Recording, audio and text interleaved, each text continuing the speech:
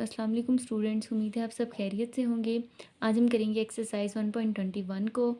ये एक्सरसाइज बहुत ही इजी है, इसमें एक ही फार्मूला यूज़ हो रहा है। तो पहले इस फार्मूले को देख लेते हैं।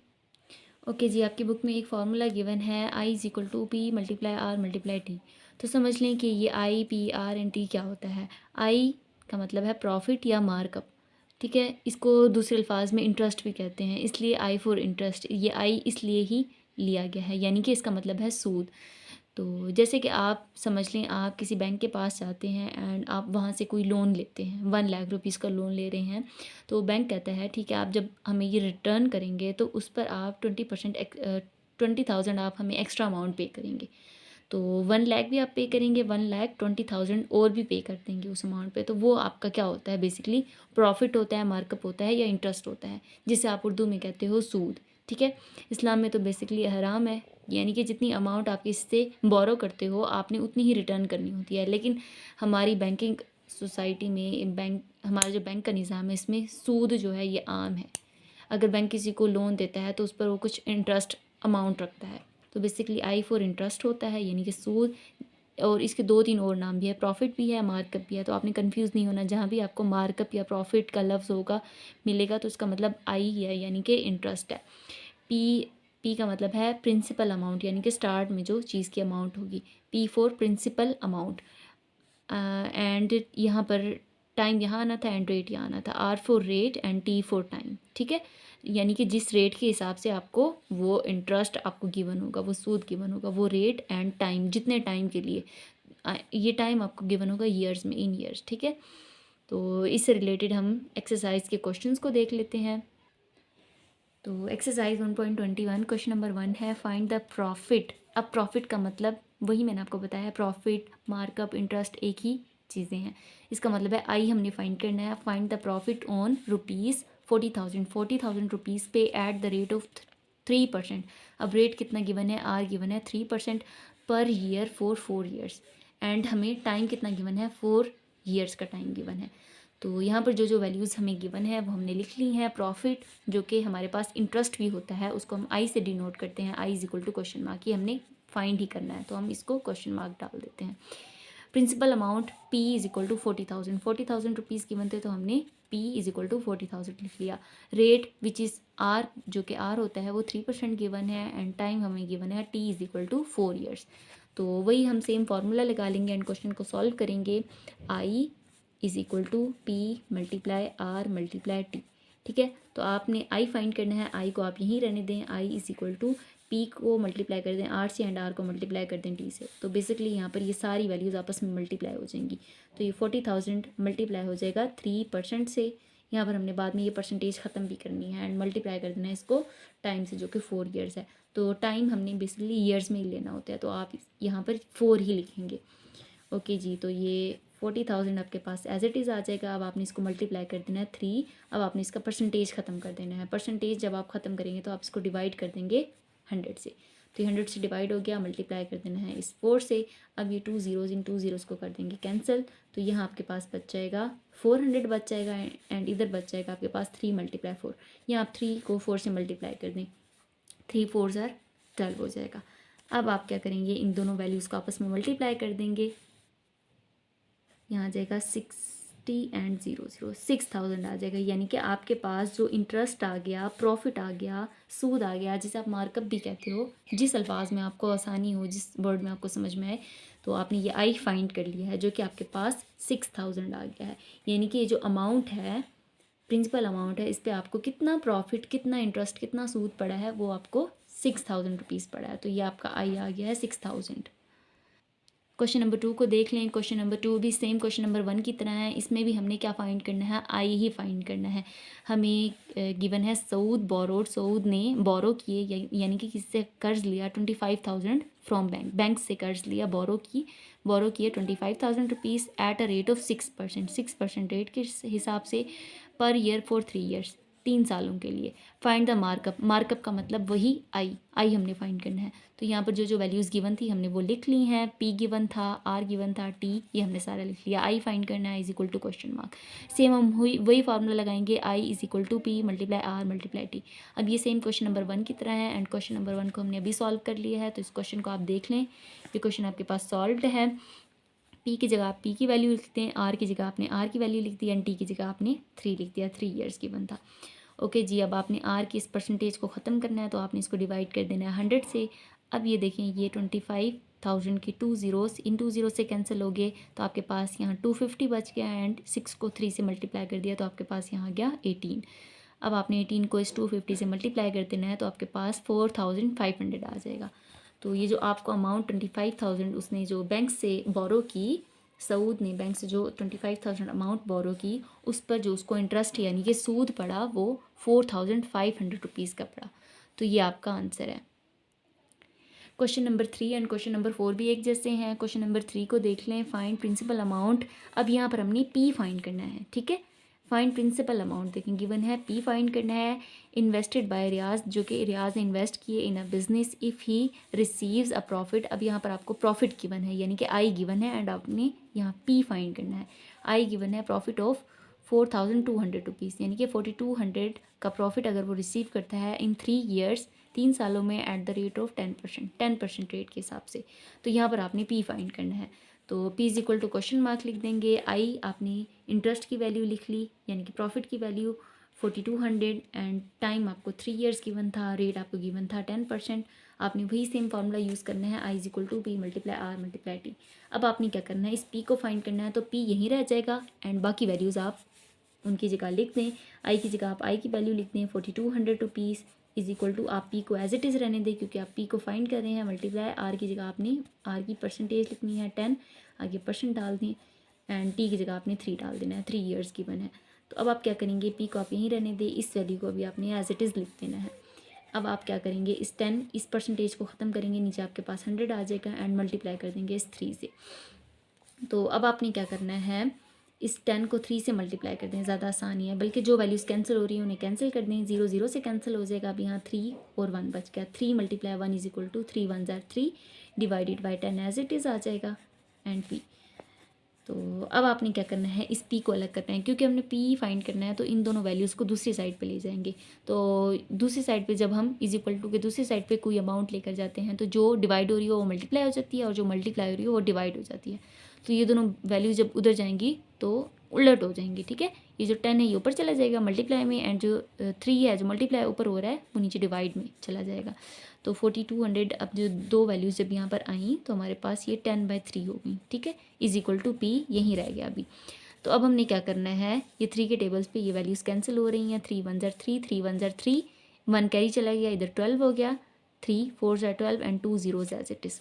तो यहाँ पर हमारे पास बच गया 1,400 मल्टीप्लाई 10, नीचे 1 रह गया था तो नीचे वाली अमाउंट ख़त्म हो गई है यानी कि अब आपके पास 1,400 मल्टीप्लाई 10, ये आपके पास पी आ गया है। अब आप 1,400 को 10 से मल्टीप्लाई कर दें तो आपके पास हो जाएगा 14,000। तो आपके पास प्रिंसिपल अमाउंट कितनी आ गई है, पी इज इक्वल टू, अब आप इसको सीधा करके लिख दें, वो आ गई है 14,000 रुपीज़। तो ये आपने फाइंड कर लिया है प्रिंसिपल अमाउंट 14,000 रुपीज़।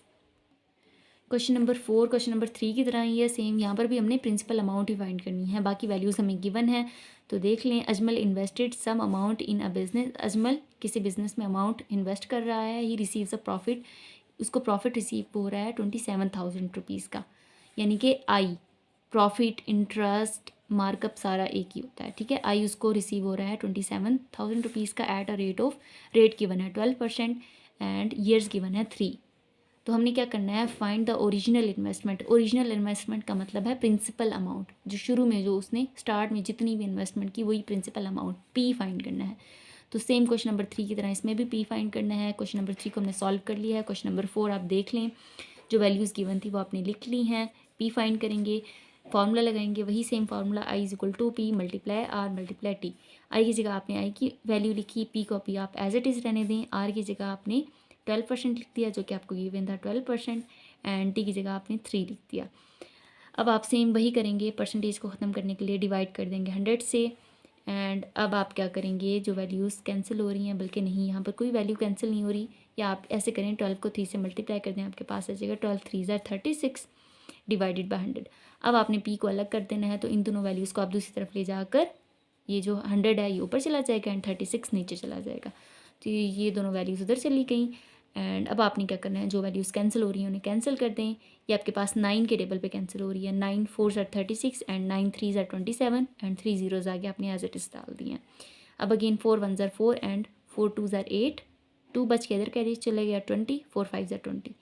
तो यहाँ पर हमने वैल्यूज़ को कैंसिल कर दिया है, तो हमारे पास क्या बच गया है, 3000 मल्टीप्लाई बाय 25, यही वैल्यूज़ ही बच गई हैं। तो आपने 3000 को मल्टीप्लाई कर देना है 25 से।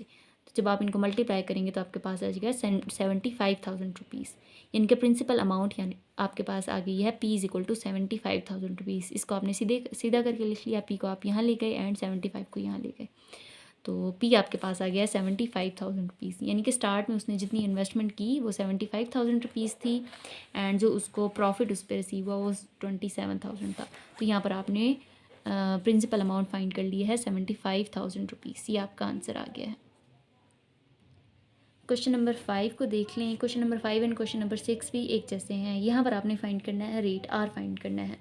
तो क्वेश्चन नंबर 5 है at what annual rate of, यानी कि मार्कअप आपको गिवन है 6800 रुपीज़, आई आपको गिवन है 6800 रुपीज़, अमाउंट बिकम 9044 इन 11 ईयर्स। ठीक है, यानी कि आपकी जो शुरू वाली अमाउंट है वो 6800 रुपीज़ है, वो 9044 बन जाए 11 ईयर्स में, तो रेट आपके पास क्या होगा वो आपने फाइंड करना है। तो यहाँ पर आप एक चीज़ नोट करेंगे, जब आपको ये पी यानी कि प्रिंसिपल अमाउंट गिवन होगी एंड ये जो दूसरी अमाउंट गिवन होगी, तो आपने देख लेना है ये जो अमाउंट फर्स्ट में आपको गिवन है ये तो प्रिंसिपल अमाउंट ही है, जो सेकंड अमाउंट है आप इसको देख लें, ये अगर इस अमाउंट से ज़्यादा हो जाए, यानी कि 6800 से ये वाली अमाउंट ज़्यादा है, तो ये हमारे पास किसी भी सूरत में मार्कअप या इंटरेस्ट नहीं होता। मार्कअप अमाउंट से, ओरिजिनल अमाउंट से ज़्यादा नहीं हो सकता, वो उससे थोड़ा कम ही होता है। तो जब आप देखेंगे ये वैल्यू ज़्यादा है, तो इसका मतलब क्या है, आपने इस अमाउंट में से जब इसको माइनस करना है, इस प्रिंसिपल अमाउंट को माइनस करना है, क्योंकि ये जो है मार्कअप ऐड करके अमाउंट बताई गई है, इंटरेस्ट या प्रॉफिट ऐड करके अमाउंट बताई गई है। तो जब आपके पास इस तरह से दूसरी अमाउंट बड़ी सी बताई गई हो, तो आपने क्या करना है, ये आपको इंटरेस्ट ऐड करके बताई गई होगी, तो आपने इस अमाउंट में से इस प्रिंसिपल अमाउंट को माइनस कर देना है, तब आपके पास आई आएगा, इंटरेस्ट आएगा, यानी कि मार्कअप आएगा। तो यहाँ पर आप देख लें, यहाँ पर भी आपको ये जो वैल्यू गिवन थी बहुत ज़्यादा थी प्रिंसिपल अमाउंट से, तो आपने इस वैल्यू में से इसको माइनस करके आई फाइंड किया है। तो आर जैसे कि पहले ही पूछा गया था एट व्हाट एनुअल रेट, तो आपने आर फाइंड करना है, R is equal to question mark, P आपको प्रिंसिपल अमाउंट 6800 रुपीज़ गिवन थी, आई आपने फाइंड कर लिया क्योंकि आपको ये जो वैल्यू गिवन थी ये इंटरेस्ट ऐड करके गिवन थी, यानी कि प्रिंसिपल अमाउंट में इंटरेस्ट को ऐड करके ही गिवन थी। तो आपने इस अमाउंट में से इस प्रिंसिपल अमाउंट को जब माइनस किया तब आपके पास ये आई यानी कि इंटरेस्ट आ गया, जो कि मार्कअप भी कहलाता है। तो यहाँ आपने आई फाइंड कर लिया जो कि 2244 आ गया है। टाइम आपको 11 ईयर्स गिवन था, सेम आप वही फॉर्मूला यूज़ करेंगे। यहाँ पर अब आपने क्या करना है, आर फाइंड करना है, तो आर यहीं पर रह जाएगा। यहाँ आप एक चीज़ याद रखेंगे, यहाँ पर आपने रेट सेम पिछले क्वेश्चंस की तरह फाइंड करना है। रेट आपको गिवन होता है परसेंटेज में, तो यहाँ पर भी आपने परसेंटेज में फाइंड करना है। तो यहाँ आप आर के साथ परसेंटेज भी लगाओगे क्योंकि आपने रेट को इन परसेंटेज फाइंड करना है। ठीक है, तो आई की जगह आप आई की वैल्यू लिखते हैं जो कि 2244 है, एंड पी की जगह आप प्रिंसिपल अमाउंट 6800 लिखेंगे एंड इसको आपने मल्टीप्लाई कर देना है। आर आपने यहाँ फाइंड करना है, तो आर आप वैसे ही लिखते हैं एंड परसेंटेज की जगह, परसेंटेज को आप ख़त्म करने के लिए क्या करते हो, 100 से डिवाइड करते हो, तो इस परसेंटेज की जगह आपने डिवाइडेड बाय 100 डाल दिया एंड मल्टीप्लाई टी आपको गिवन था 11 ईयर्स। अब आप क्या करोगे, इन 2 जीरो से इन 2 जीरोज़ को कैंसिल कर दोगे, तो आपके पास यहाँ नीचे 1 बच गया, यानी कि नीचे वाली वैल्यूज़ ख़त्म होगी एंड ऊपर आपके पास बच गया 68 मल्टीप्लाई 11। तो 68 को आप मल्टीप्लाई कर दोगे 11 से एंड 11 हम यहाँ लिख लिया एंड आर को हमने बाद में यहाँ लिख लिया है एंड यहाँ आपके पास 2244 एज इट इज़ आ जाएगा। तो अब आपने क्या करना है, इन दोनों वैल्यूज़ को आपस में मल्टीप्लाई कर दें, 68 मल्टीप्लाई 11, तो 68 को जब आप 11 से मल्टीप्लाई करेंगे तो आपके पास 748 आ जाएगा एंड मल्टीप्लाई आर आपने अभी एज इट इज़ लिख दिया एंड इस वैल्यू को अभी आपने अभी एज इट इज़ लिख लिया है। अब आप क्या करेंगे, ये जो वैल्यू है ये यहाँ पर मल्टीप्लाई हो रही है, दूसरी साइड पे जाके क्या हो जाएगी, डिवाइड हो जाएगी। तो आपने इसको यहाँ 748 को यहाँ पर इस वैल्यू के साथ डिवाइड कर दिया, क्योंकि आपने आर को अलग कर देना है, क्योंकि आप यही आर फाइंड कर रहे हो, तो आपने आर को अलग करने के लिए इस वैल्यू को दूसरी साइड पे जाके डिवाइड कर दिया। ओके जी, तो अब जो वैल्यूज़ आपस में कैंसिल हो रही हैं उन्हें कैंसिल कर दें, या आप इसको डायरेक्टली डिवाइड भी कर सकते हो। अगर आप इसको 2 के टेबल पे बार बार काटोगे तो 2 के टेबल पे भी कैंसिल हो जाएगा, यानी कि काफ़ी 2-3 स्टेप में आपके पास कटिंग होगी एंड देन आपके पास इसका आंसर आएगा। या 4 के टेबल पे भी कट जाएगा, या आप इसको इस तरह डायरेक्टली इस वैल्यू को अंदर रख के इस पे डिवाइड भी कर दो। तो जब आप 748 को 3 टाइम्स मल्टीप्लाई करोगे तो आपके पास 2244 आ जाएगा। आप इसकी डिवीजन भी देख लें, आपने 2244 को आपने डायरेक्टली अंदर रख दिया एंड इस वैल्यू के साथ डिवाइड कर दिया। जब आप इसको 3 से मल्टीप्लाई करोगे तो आपके पास 2244 आ जाएगा। ये आप मल्टीप्लाई करके चेक कर लेंगे, यानी कि आर अब आपके पास आ गया है 3। एंड रेट हमने परसेंटेज में फाइंड करना था, तो परसेंटेज आपने स्टार्ट में लगाई थी जो आप सॉल्व करते चले आए थे, तो यहाँ आप 3 के साथ परसेंटेज लगा देंगे, यानी कि इस वैल्यू को जब आपने इस पर डिवाइड किया तो 3 आ गया एंड आपने साथ में परसेंटेज भी लगा दिया, क्योंकि आपको रेट परसेंटेज में गिवन होता है। तो अब आपने इसको सीधा करके लिख लेना है आर इज इक्वल टू 3%, यानी कि आपने रेट फाइंड कर लिया है 3%। क्वेश्चन नंबर 6 भी क्वेश्चन नंबर 5 की तरह है, यहाँ भी आपने आर ही फाइंड करना है, रेट फाइंड करना है एट व्हाट एनुअल रेट, यानी कि यहाँ पर भी आपने आर ही फाइंड करना है। Of profit would sum of 5800 will increase to 7105 in 3 years time. ठीक है, यानी कि आपको शुरू में जो अमाउंट थी वो इंक्रीज़ हो जाए 7105 में। ठीक है, ये तो आपको प्रिंसिपल अमाउंट गिवन है। अगर ये इतनी इंक्रीज़ हो जाए 3 years में तो आपने रेट फाइंड करना है। तो रेट आप सेम जो वैल्यूज़ गिवन है आपने लिख लेनी है। रेट फाइंड करना है is equal to question mark P, आपको प्रिंसिपल अमाउंट गिवन थी 5800 5800 रुपीज़ एंड आई यहाँ पर आपने सेम, यहाँ पर भी आप देख लो, ये जो आपको वैल्यू गिवन है ये इस प्रिंसिपल अमाउंट से ज़्यादा गिवन है, क्योंकि हमें इंटरेस्ट जो होता है वो प्रिंसिपल अमाउंट से कम ही मिलता है, प्रॉफिट इतना ज़्यादा नहीं मिलता। तो ये अमाउंट बहुत ज़्यादा है, तो आप क्या करोगे, इस अमाउंट में से जब इसको माइनस करोगे तब आपके पास इंटरेस्ट आ जाएगा, क्योंकि ये जो अमाउंट आपको गिवन है इंटरेस्ट और इस प्रिंसिपल अमाउंट को मिलाकर गिवन है। ठीक है, तो आपने जब इस अमाउंट में से इस प्रिंसिपल अमाउंट को माइनस किया तो आपके पास आई आ गया इंटरेस्ट, जिसको आप प्रॉफिट भी कहते हो मार्कअप भी कहते हो। तो ये आई आ गया है 1305 एंड टी आपको गिवन था 3 years। यहाँ पर भी आपने रेट फाइंड करना है, तो आपने रेट की जगह आर डाल देना है एंड परसेंटेज, क्योंकि रेट को आपने परसेंटेज में फाइंड करना है। तो अब आप क्या करोगे, परसेंटेज की जगह आपने डिवाइड कर दिया 100 से, क्योंकि परसेंटेज को जब हम ख़त्म करते हैं तो डिवाइड कर देते हैं 100 से। टी की जगह 3 लिख दिया, पी की जगह पी की अमाउंट लिख दी एंड आई की जगह आई की अमाउंट लिख दी। अब आपने इन 2 जीरो से इन 2 जीरोस को कैंसिल कर देना है एंड 58 को मल्टीप्लाई कर देना है 3 से, तो आपके पास 174 आ जाएगा। मल्टीप्लाई आर अभी आपने एज इट इज़ लिखना है एंड इस अमाउंट को भी एज इट इज़ लिख देना है। अब ये 174 इस आर के साथ मल्टीप्लाई हो रहा है, आपने आर ही फाइंड करना है, तो आर को आप सेपरेट कर दें एंड इस वैल्यू को दूसरी तरफ जाके डिवाइड कर दें। अब ये वैल्यूज़ डिवाइड हो रही हैं, अब आप इनको डायरेक्टली भी डिवाइड कर सकते हो या आप इनको काट भी सकते हो। तो आपने क्या करना है, इसको 3 के टेबल पे काट लेना है। ये 3 के टेबल पे आपके पास कट जाएगा, ये दोनों वैल्यूज़, तो आपके पास ये भी 3 पे कट जाएगा, ये भी 3 पे, तो आपके पास ऊपर 435 आ जाएगा डिवाइड बाय 58 आ जाएगा। अगेन अब ये और किसी टेबल पे नहीं कटेगा, आप इसको 29 पे काट लें, 29 की टेबल पे इजीली कट सकता है। तो 29 की टेबल पे काटेंगे, 29 2s are 58 and 29 15s are 435। तो 29 की टेबल पे काटने से आपके पास 15/2 आ जाता है। तो यहाँ तक करने के बाद आपने अब नेक्स्ट ये मज़ीद किसी टेबल पे नहीं कट रहा, तो आपने इसको डायरेक्टली डिवाइड कर देना है। 15 को अंदर रखना है एंड 2 पे डिवाइड करना है, तो आपके पास 7.5 आ जाएगा। आगे आपने परसेंटेज भी हमने इसके साथ परसेंटेज भी डाल दी है। ओके जी, तो रेट हमारे पास आ गया है आर इज इक्वल टू 7.5%, या आप इसको 7 होल 1/2 भी लिख सकते हो, क्योंकि इस 0.5 का मतलब हाफ होता है। ठीक है, यानी कि 7 होल 1/2 या 7.5 यानी कि 7.5% जो है रेट ऑफ इंटरेस्ट है। ठीक है, तो आर इज इक्वल टू 7.5 भी करेक्ट है, 7 होल 1/2 आप इसको लिख सकते हो। तो ये आपका आंसर है। क्वेश्चन नंबर 7 में हमने फाइंड करना है time T and question number 8 भी क्वेश्चन नंबर 7 की तरह ही है। इन दोनों में क्वेश्चन में हमने अब टी फाइंड करना है। तो क्वेश्चन नंबर 7 को देख लें। How long would ₹15,500 have to be invested. How long का मतलब है कितना ज़्यादा अरसा, अरसे का मतलब टी ही होता है, टाइम ही होता है। तो हाउ लॉन्ग यानी कि हाउ सवाल ही पूछा गया है कि हाउ लॉन्ग, तो टी ही फाइंड करना है, इसका मतलब है। एंड प्राइस भी गिवन है, principal amount have to invest at a market rate of 6% to gain ₹2790।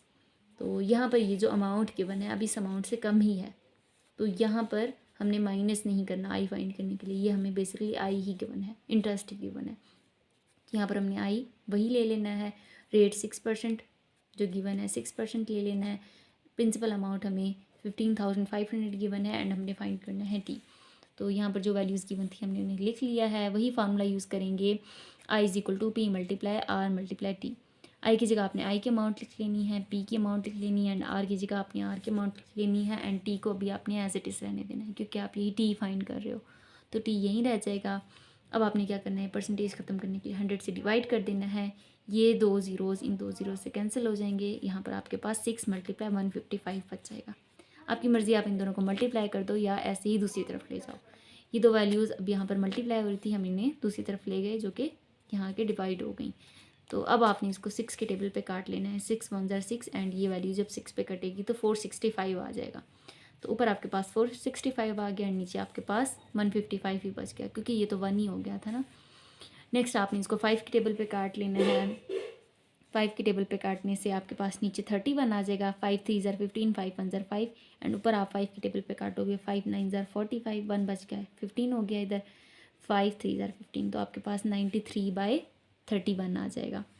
तो अब आपने इनको अगेन काट लेना है, 31 के टेबल पे डायरेक्टली कट रहे हैं, 31 1 ज़ार 31 एंड 31 3 ज़ार 93।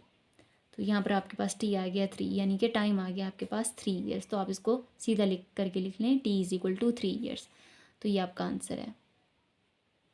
क्वेश्चन नंबर 8 में भी हमने टी ही फाइंड करना है। क्वेश्चन नंबर 8 है हाउ लॉन्ग वही टाइम फाइंड करना है।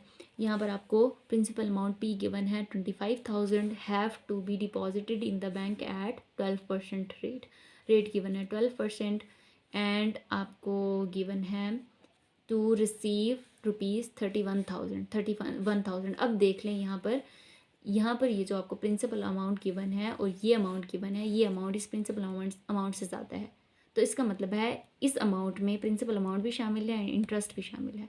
तो जब हम इंटरेस्ट फाइंड करेंगे तो इस अमाउंट में से इस प्रिंसिपल अमाउंट को माइनस कर देंगे। ओके जी, तो टी फाइंड करना है, T is equal to question mark, P given है 25,000 प्रिंसिपल अमाउंट, रेट गिवन है 12% डाल देंगे एंड आई आप फाइंड कर लेंगे, इस 31,000 में से माइनस कर देना है आपने 25,000 को, पी को। तो जब आप माइनस करेंगे तो आपके पास आई यानी कि इंटरेस्ट या प्रॉफिट आ जाएगा ₹6,000।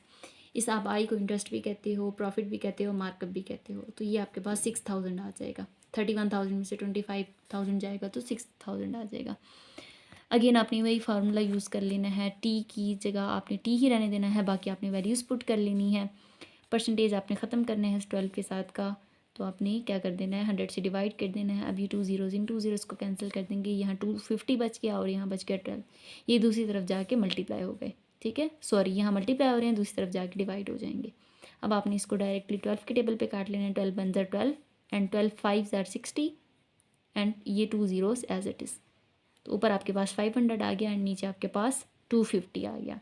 अब आपने इस 500 के एक ज़ीरो को इस 250 के एक ज़ीरो से कैंसिल कर देना है एंड अब आपके पास 50/25 आ जाएगा। 50 को आप 25 से काट लें या 50 को आप 25 से डिवाइड कर लें। तो 25 का टेबल अगर हम 2 टाइम्स रीड करें तो हमारे पास 50 आ ही जाता है। तो टी यहाँ पर हमारे पास आ गया 2, यानी कि T is equal to 2 years. इसको आप सीधा करके लिख लें, टाइम आपके पास आ गया है 2 ईयर्स। तो ये आपका आंसर है। ओके जी, तो आज हमने किया एक्सरसाइज 1.21 को। उम्मीद है आपको क्वेश्चंस की समझ में आई होगी, वीडियो भी पसंद आई होगी। वीडियो पसंद आई तो वीडियो को लाइक कर दें, मेरे चैनल को सब्सक्राइब करें, अपना बहुत ज़्यादा ख्याल रखें। ओके जी, अल्लाह हाफिज़।